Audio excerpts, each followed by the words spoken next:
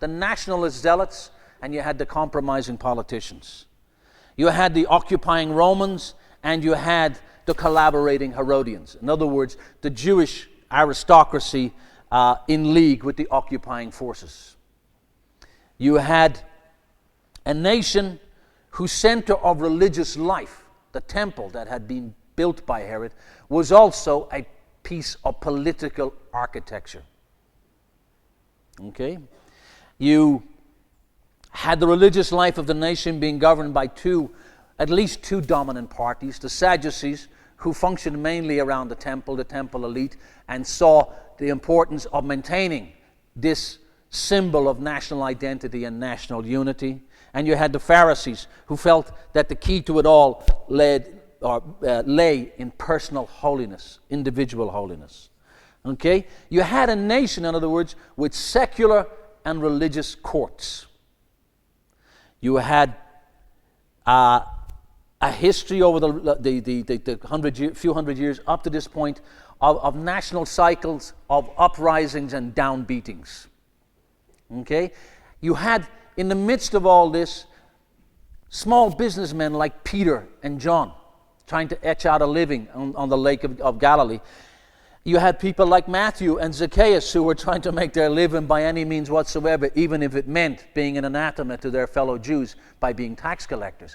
And in between all of this, the people that made up the most of the population, you had the poor.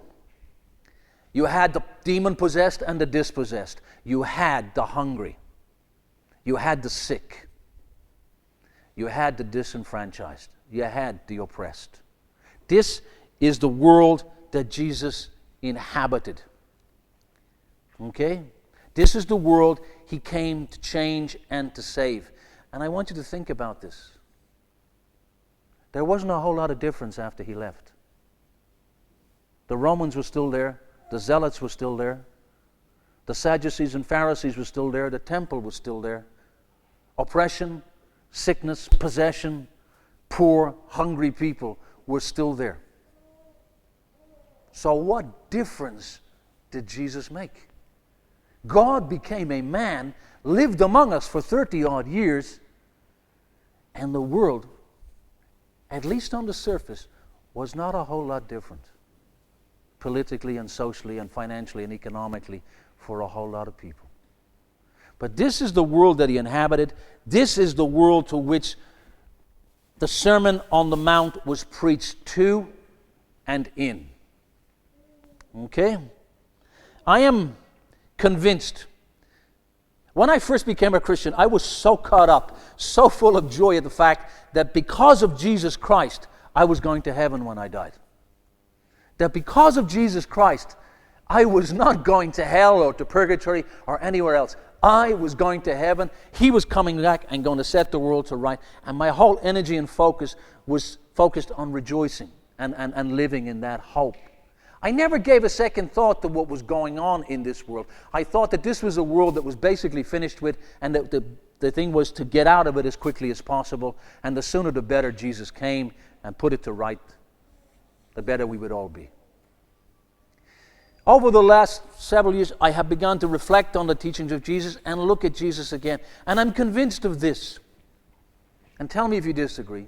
I'm convinced that Jesus expected his teachings to change the here and now world as much as he expected his teachings and his promises to impact the hereafter world.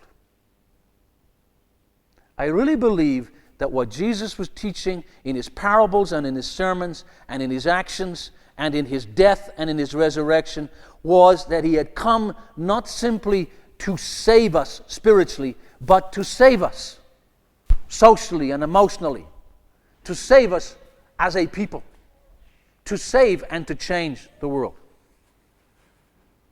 What do you think?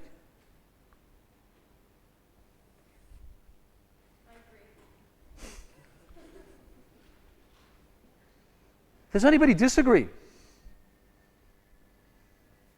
If that was the case, then why was it not much different when he left? If he came to change the world, why was it not that much different? Okay, I'm not going to answer that, but this.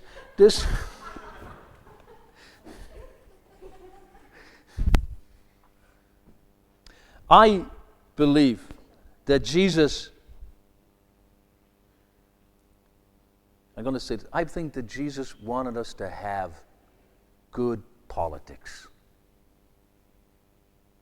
I think he wanted us, in other words, to get on better, to take care of our poor and our sick and our dispossessed and our disenfranchised, to take care of our spiritually oppressed and demon-possessed, to take care of each other.